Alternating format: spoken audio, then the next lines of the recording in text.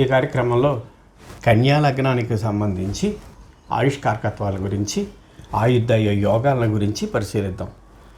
చెప్పినటువంటివన్నీ కూడా లగ్నాలకు సంబంధించి, లగ్న జాతకులకు సంబంధించి, రాశికి సంబంధించి కాదు. ఎందుకంటే ఎక్కడ ఏది లగ్నం అవుతుందో అది 1వ స్థానం నుంచి మొదలవుతుంది. ఇంతకుముందు మేషము, తర్వాత వృషభం, మిథునము, కర్కాటకము, సింహము ఈ లగ్నాన్ని పరిశీలించాం. ఇప్పుడు కన్యా లగ్నం. కన్యా లగ్నానికి ఈ ఆయుర్యోగాన్ని ఇచ్చేటటువంటి స్థానములు లగ్నము, లగ్నాధిపతిని చూడాలి, తర్వాత అష్టమాధిపతిని చూడాలి, తర్వాత తృతీయాధిపతిని చూడాలి. మొదట లగ్నాధిపతి. కన్యా లగ్నమునకు అధిపతి బుధుడు. ఇతడికి దశమాధిపత్యం కూడా ఉంది. లగ్నము కేంద్రమే, దశమము కేంద్రమే, ఉభయ కేంద్రాధిపత్యం పట్టింది బుధుడికి. అంతేకాకుండా ఈ బుధుడు శుభుడు కాదు, పాపి కాదు, తటస్థ గ్రహం. దీన్ని గమనించాలి. తర్వాతది అష్టమాధిపత్యం, ఆయుర్యోగాన్ని పరిశీలించడానికి. ఈ అష్టమాధిపతి కన్యా లగ్నానికి మేషము, కుజుడయ్యాడు. ఇతడికి ఇది కాకుండా తృతీయాధిపత్యం కూడా పట్టింది. ఆయుర్యోగాన్ని పరిశీలించవలసినటువంటి లగ్నాధిపత్యము, ఆ తర్వాత అష్టమాధిపత్యము, ఆ తర్వాత తృతీయాధిపత్యము. లగ్నాధిపతి కుజుడు కనిపిస్తూనే ఉన్నాడు. తృతీయ అష్టమాధిపత్యంలో రెండు కూడా కుజుడికే పడ్డాయి. ఇంక విడిగా తృతీయాధిపత్యం మనం చూడక్కర్లేదు. అంచేత ఆయుర్యోగాన్ని ఇచ్చేటటువంటి ప్రధానమైనటువంటి గ్రహాలు బుధుడు, తర్వాత కుజుడు. ఇంతేకాకుండా సప్తగ్రహములలో రాహుకేతువులను పక్కన పెడతాం. సప్తగ్రహములలో శనికి ఆయుష్కారకత్వాన్ని ఇచ్చారు కనుక ఈ శని ఏ స్థానములకు అధిపతి? పంచమ, షష్ఠ, మకర కుంభములకు 5, 6 స్థాన అధిపతి. ఈ శనికి ఆయుర్యోగాన్ని చెప్పాలి. శని ఏ స్థానంలో ఉన్నాడో పరిశీలించి.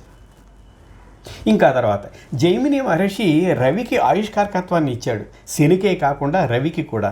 ఈ రవి వ్యయాధిపతి అయ్యాడు, సింహం. అంచేత కన్యాలగ్న జాతకులకి ఆయుర్యోగపరముగా పరిశీలించవలసినటువంటి గ్రహములు మొదటిది బుధుడు, తర్వాత కుజుడు, తర్వాత శని, ఆ తర్వాత రవి. ఈ 4 గ్రహాలు. ఈ 4 గ్రహాలు జాతక చక్రంలో ఎక్కడ స్థితమై ఉన్నాయో, ఆ స్థితమైనటువంటి స్థానమునందు ఆ గ్రహములకు బలం ఎంతో, ఈ గ్రహములపై ఏ గ్రహముల యొక్క దృష్టి విశేషము పడుతోందో, ఈ గ్రహములు ఏ గ్రహములతోటి కలిసి స్థితమై ఉన్నాయో, ఇన్ని అంశాలన్నింటినీ పరిశీలించాలి. అవి కేంద్రములో, కోణములో, ఉచ్చో, నీచో, స్వక్షేత్రము, ఇవన్నింటినీ పరిశీలించాలి ఆయుర్యోగ నిర్ణయానికి. ఇది ఆయుర్దాయానికి సంబంధించి. ఇక మారకము. మారకమునకు వ్యయాధిపతి, వ్యయమును మించినటువంటి సప్తమాధిపతి, సప్తమము కంటే బలవత్తరముగా ద్వితీయాధిపతి. ఈ కన్యా లగ్నమునకు వ్యయాధిపతి ఇక్కడ రవి, సప్తమాధిపతి గురుడు, ద్వితీయాధిపతి శుక్రుడు. జత ఈ కన్యా లగ్నానికి ఇక్కడ వ్యయాధిపత్యము పట్టినటువంటి రవి, అంతకంటే బలవత్తరముగా సప్తమాధిపత్యము పట్టినటువంటి గురుడు, అంతకంటే బలవత్తరముగా ద్వితీయాధిపత్యము పట్టినటువంటి శుక్రుడు. ఇవి కారకులు మారకమునకు. అంచేత శుక్రదశ, ఆ తర్వాత గురుదశ, తర్వాత రవిదశ, అంతర్దశలలో ఈ మారకత్వ లక్షణాలు కనిపిస్తాయి. ఇవి ఎక్కడెక్కడ ఏ విధంగా కనిపిస్తాయో ఇక్కడ పరిశీలించి చూడాలి, వెంటనే చెప్పేయకూడదు. అంచేత ముందు దీనికి సంబంధించినటువంటి విశ్లేషణ అవసరం. జత ఆయుర్యోగానికి సంబంధించి బుధుడు, కుజుడు, శని, రవి. మారకానికి సంబంధించి రవి, సప్తమము గురుడు, ఆ తర్వాత ద్వితీయాధిపతి శుక్రుడు. ఈ గ్రహాలను పరిశీలించాలి. ఆయుర్దాయము మారకమునకు సంబంధించిన విశ్లేషణకు ఇక్కడ ఒక్కొక్కటి చూద్దాం. లగ్న రాజ్యాధిపత్యము బుధుడిది 1, 10. ఇవి రెండు కూడా కేంద్ర స్థానాలే. బుధుడు నైసర్గికముగా తటస్థము, అటు పాపి కాడు, ఇటు శుభుడు కాదు. తర్వాత తృతీయ అష్టమాధిపత్యము కుజుడికి. ఆ తర్వాత లగ్నాధిపతి తర్వాత అష్టమాధిపతిని పరిశీలించాలి, తృతీయాధిపతిని పరిశీలించాలి. రెండు ఒకటే కుజుడు. ఈ కుజుడికి 3, 8 ఆధిపత్యం పట్టింది కనుక ఆయుష్కారకులు అవుతున్నారు వీళ్ళు. ఈ కుజుడు, బుధుడు. తర్వాత కారకుడు శని. ఈ శనికి పంచమ షష్టాధిపత్యం, 5, 6 ఆధిపత్యాలు. మకర కుంభము. కారకుడైన రవికి వ్యయాధిపత్యము, 12వ స్థానం. బుధుడు 1-10 స్థానములందు శుభుడు అని చేత దీన్ని ఆధారంగా చేసుకుంటే మొదట లగ్నాధిపతి బుధుడు ఎక్కడ ఉండాలి? కన్యా లగ్నానికి లగ్నంలో ఉంటే బుధుడు తన స్వక్షేత్రంలో ఉంటే అది ఆయుర్యోగం, లేక ఆధిపత్యము కలిగినటువంటి మరొక స్థితి 10 ఇక్కడ ఉన్నా కానీ బుధుడు ఆయుర్దాయమునకు శుభుడే. కన్యా లగ్నమునకు లగ్న దశమములందు ఇది. మిగిలిన కేంద్రములందు కోణములందు తక్కువ. ఎందుకనంటే ఇక్కడ చతుర్థ కేంద్రం, సప్తమ కేంద్రం, ఇది స్వక్షేత్రం కానీ ఇక్కడ ఉండేటటువంటి బలము వేరు అని చేత దీనికంటే కూడా ఇది తక్కువ బలమే ఆయుర్దాయానికి. అలాగే కోణములందు 5-9 స్థానములందు అంటే బుధుడు 1-10 స్థానములందు కన్యా లగ్నానికి 1-10 స్థానములందు ఆయుర్దాయమునకు పూర్తి బలవంతుడు, 4-7 కేంద్రములందు కానీ 5-9 కోణములందు కానీ సామాన్యమైనటువంటి బలము కలిగినటువంటి వాడు. కొంచెం ఆయుర్దాయ బలము తక్కువ. ఆ స్థానములందు శని ఈ బుధుడు స్థితమై ఉంటే. తర్వాత 6, 8, 11 స్థానముల చంద్ర సంబంధము బుధునకు ఆయుర్దాయమునకు బలం. పర్టికులర్గా ఇక్కడ చంద్రుడి గురించి ఎందుకు చెప్పాల్సి వచ్చింది? ఈ చంద్రుడికి లాభాధిపత్యం పట్టింది. ఇంతకుముందు ఇంచుమించుగా ప్రతి లగ్నంలోనూ చూస్తూనే వస్తున్నాం. లగ్నాధిపతికి సంబంధించినంత వరకు లగ్నము నుండి లాభస్థానాధిపతి ఎవరో ఆ లాభస్థానాధిపతి సంబంధము ఆయుర్దాయమునకు కారకత్వము కలిగినటువంటి గ్రహములకు అవసరం. అది యుతి కానీ సంబంధము కానీ ఆయుర్దాయాన్ని పెంచుతాయి. అంచేత లాభాధిపతి ఈ కన్యా లగ్నానికి చంద్రుడయ్యాడు. అందుచేత ఈ బుధుడు 6, 8, 11 స్థానములలో 6వ స్థానంలో కానీ, అష్టమం 8వ స్థానం ఆయుష్కారకత్వం 8వ స్థానంలో కానీ, లాభస్థానం 11లో కానీ ఈ బుధుడు చంద్రుడితో కలిసి ఉన్నట్టయితే ఆయుర్దాయానికి శుభం. ఎందుకంటే లాభాధిపతి సంబంధము చేత ఇది. తర్వాత తృతీయ అష్టమాధిపతి కుజుడు 3, 6, 8, 11లలో ఆయుర్దాయమునకు బలం. ఇక కుజుడికి సంబంధించి కుజుడు ఎక్కడ ఉండాలి? తృతీయ అష్టమాధిపత్యము కనుక ఇది స్వక్షేత్రం అయ్యింది. అంచేత 3లో ఉండొచ్చు, తర్వాత 6లో ఉండొచ్చు, 8లో ఉండొచ్చు, లాభాధిపత్యం కనుక 11లో ఉండొచ్చు. పైగా కుజుడు నైసర్గిక పాపి. ఈ కారణముల చేత పాపికి 3, 6, 11 శుభము. కుజుడు నైసర్గిక పాపి. అంచేత 3లోనూ 6లోనూ 8లోనూ 11, 8 ఆయుష్కారకత్వం, 8లోనూ 11లోనూ కూడా లాభాధిపతి సంబంధము చేత ఇది కూడా ఆయుర్దాయమునకు బలమే. ఆ తర్వాత కన్యా లగ్నమునకు ఇక్కడ జాగ్రత్తగా గమనించాలి. 1-10 బుధుని అష్టమ స్థితి ఆయుర్దాయం. 1-10 ఆధిపత్యము కలిగినటువంటి ఈ కన్యా లగ్నాధిపతి బుధుడికి అష్టమములో ఉన్నట్టయితే ఆయుర్దాయమునకు కారణం. ఆయుర్దాయానికి పూర్ణాయుర్దాయం. చంద్ర సంబంధము శుభము.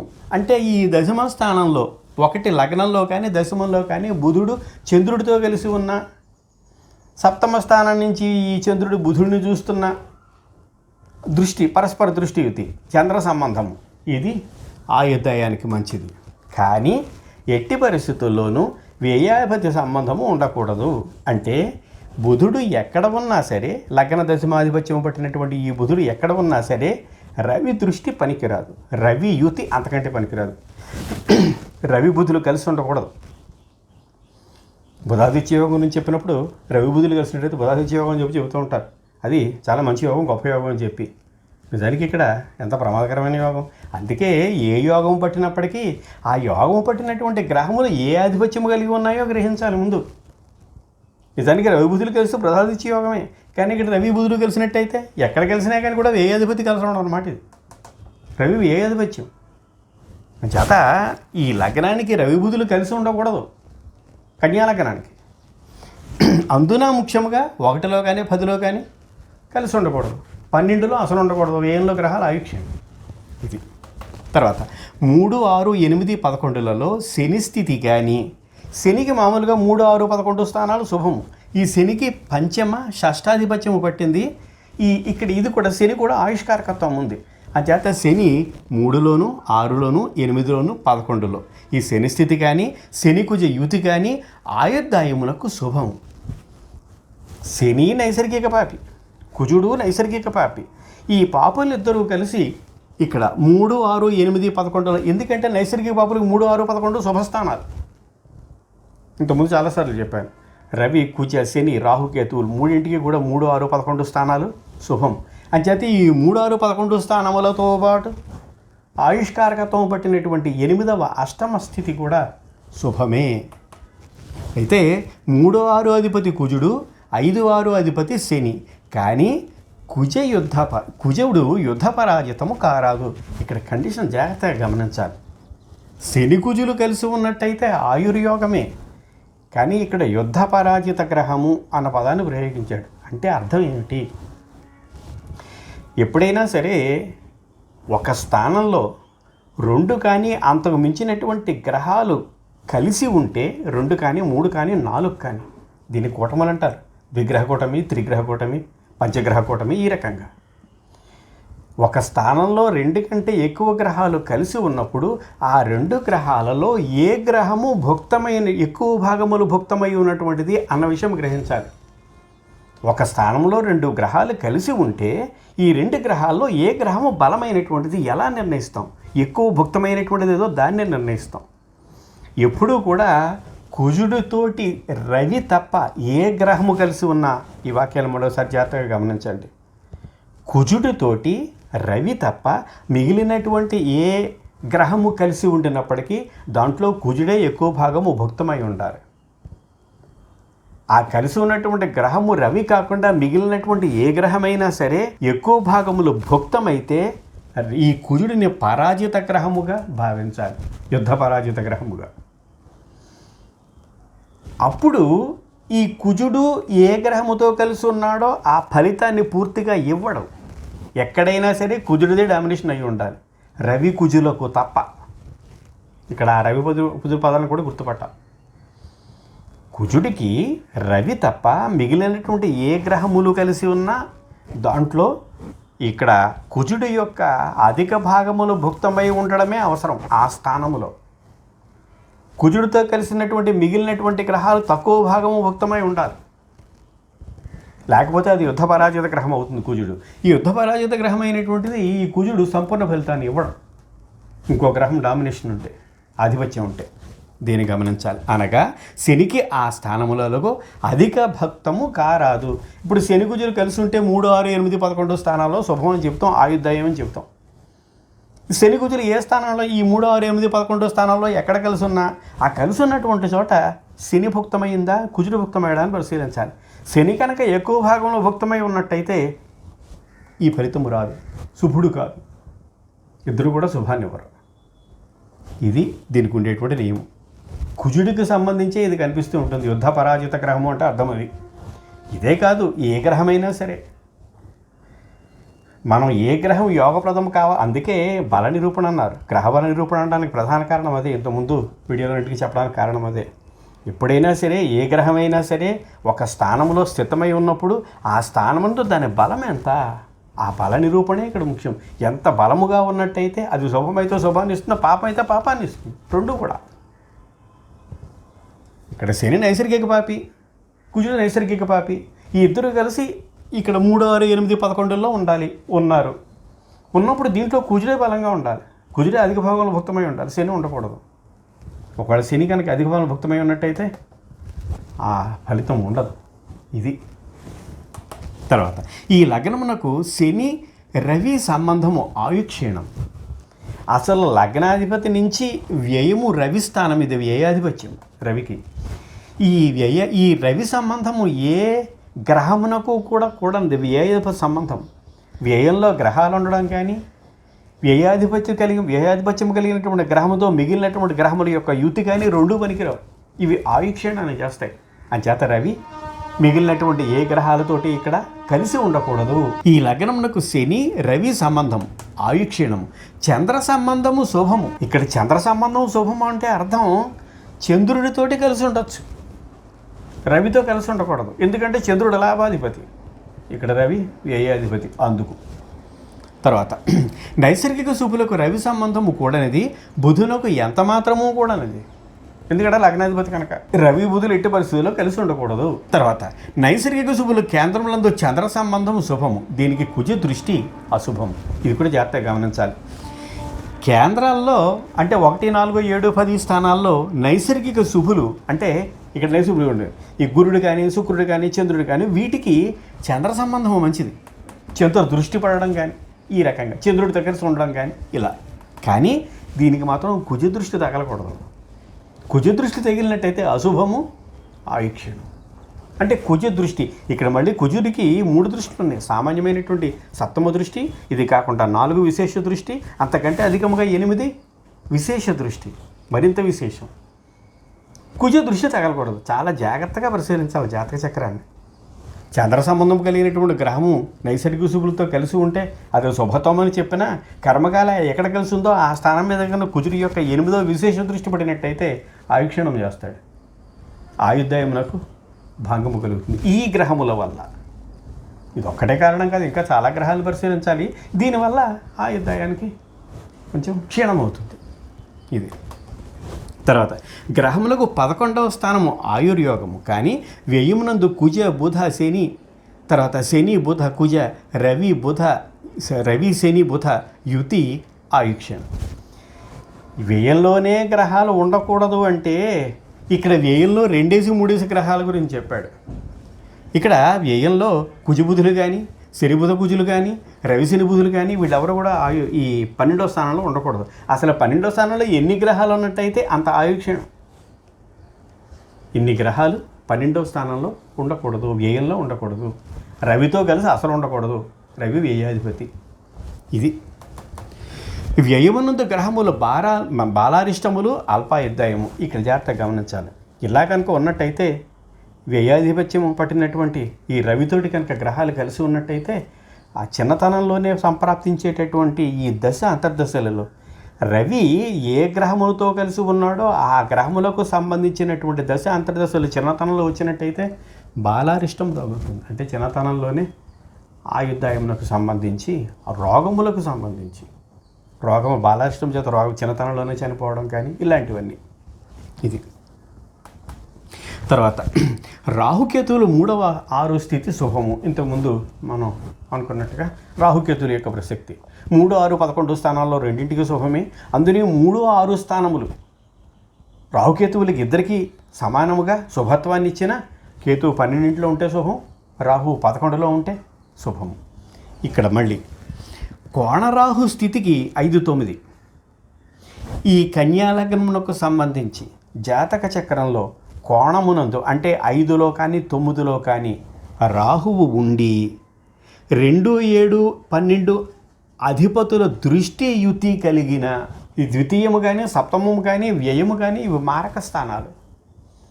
అంచేత మారకాధిపత్యము పట్టినటువంటి ఈ గ్రహముల యొక్క దృష్టి కోణస్థానంలో ఉండేటువంటి రాహు మీద అంటే 5లో 9లోనూ ఉండేటువంటి రాహు మీద కనుక పడినట్టయితే ఈ దృష్టి మళ్ళీ సామాన్య దృష్టి విశేష దృష్టి రెండింటినీ పరిశీలించాలి.